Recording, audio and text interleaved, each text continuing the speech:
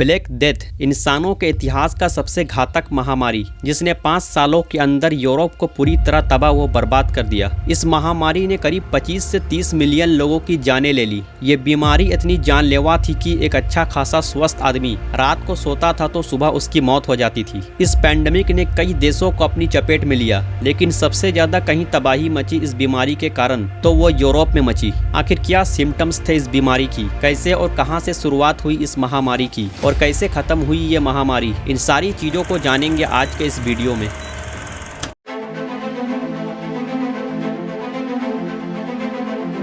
इस बीमारी की शुरुआत 1340 के शुरुआती दशक में चीन, भारत, सीरिया, फारस और मिस्र में हो चुकी थी, लेकिन अक्टूबर 1347 में यह यूरोप आया जब ब्लैक सी से 12 जहाज सिसिली के बंदरगाह पर आया, जिसमें ज्यादातर मल्लाह मर चुके थे और जो जिंदा थे वो सख्त बीमार थे और काले फोड़ों से ढके हुए थे जिससे खून और मवाद बह रहा था। और इसी के साथ यूरोप में ब्लैक डेथ महामारी की एंट्री हो चुकी थी। इटालियन कवि बुगाचियो लिखते हैं, शुरू में इस बीमारी के सिम्टम्स थे मर्द और औरतों को कमर या बगल के नीचे सूजन हो जाता था जो दिखने में एक मामूली सा एप्पल की तरह लगता था और कुछ अंडों की तरह, और आहिस्ता आहिस्ता इन्हें प्लेग बॉयल्स कहा जाने लगा। इन सूजनों से खून और मवाद निकलता था और बुखार, ठंड लगना, उल्टी और भयंकर दर्द होता था और उसके साथ ही कुछ समय बाद लोगों की मौत हो जाती थी। इस बीमारी के फैलने की शुरुआत हुई थी उन 12 जहाज़ों से जिसमें ज्यादातर मल्लाह मर चुके थे और जो जिंदा थे वो सख्त बीमार थे, लेकिन जो मर चुके थे उनकी लाशों को इन्होंने इटली शहर में फेंकवा दिया था, जिसके बाद इटली में इस बीमारी की शुरुआत हुई।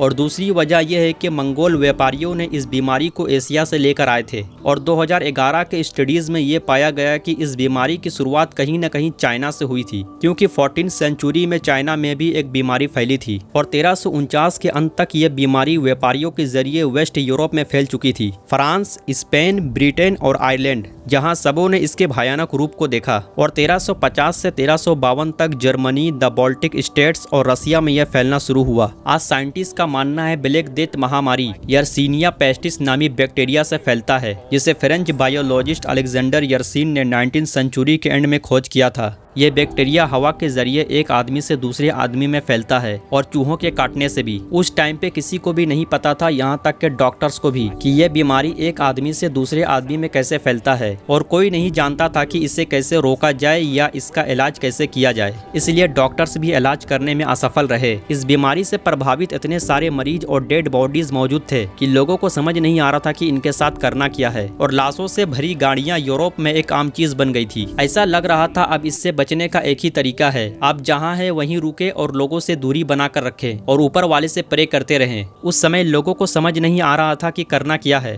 तो लोगों ने खून बहाना और फोड़ों को पिचकाना शुरू कर दिया, जो खतरनाक होने के साथ साथ अनहेल्थी भी था। घबराहट में सेहतमंद लोगों ने बीमार लोगों से बचने के लिए हर मुमकिन कोशिशें की, जैसे डॉक्टर्स ने मरीजों को देखना बंद कर दिया, पुजारियों ने अंतिम संस्कार करने से इनकार कर दिया, दुकानदारों ने अपनी दुकानें बंद कर दी। बहुत से लोग शहरों से भागकर देहातों में चले गए, लेकिन वहां पर भी वो बीमारी से बच नहीं पाए। इसने सिर्फ इंसानों को ही नहीं बल्कि गाय, भेड़, बकरियां और मुर्गियों को भी अपने चपेट में ले लिया। इस बीमारी ने कई शहरों को तबाह व बर्बाद कर दिया, इसलिए कितनी मौतें हुई इसका सही अंदाजा लगाना मुश्किल है। जैसे फ्लोरेंस पूरी तरह तबाह हो गया, द इटालियन सिटी जिसने अपनी 85,000 आबादी में से 50,000 आबादी को खो दिया। कहा जाता है पेरिस में हर दिन 800 लोगों को दफन किया जाता था। जिन जिन इलाकों में ये बीमारी फैली वहाँ की 30% आबादी मारी गई। कुछ हिस्टोरियंस का तो कहना है 50% आबादी मारी गई। 1347 से 1352 के बीच पूरे यूरोप में 25 से 30 मिलियन लोगों की मौतें हुई। उस टाइम पे बहुत से लोगों का ये भी मानना था कि शायद ब्लैक डेथ गॉड पनिशमेंट है, इसलिए इस चीज से बाहर निकलने का अब एक ही तरीका है कि ऊपर वाले की वर्शिप की जाए और अपनी गलतियों की माफी मांगी जाए। ये प्लेग कई सालों तक चलता रहा और आहिस्ता आहिस्ता कम होता चला गया, जैसे कोविड-19 अपने आप आहिस्ता आहिस्ता कम होता चला गया। लेकिन बाहर देशों से आने वाले लोगों को सिर्फ पर ही रखा जाता था जब तक ये साबित नहीं हो जाता कि ये स्वस्थ है। करीब 1 महीना या 40 दिन तक रखा जाता था।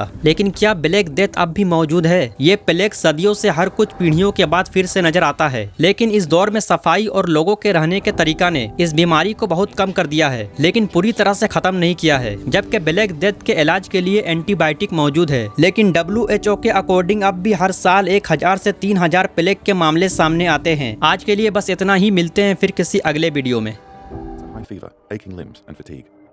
Within days, the lymph nodes in the neck, armpits and groin would start to swell and turn black. These black swellings are where the Black Death gets its name. Michael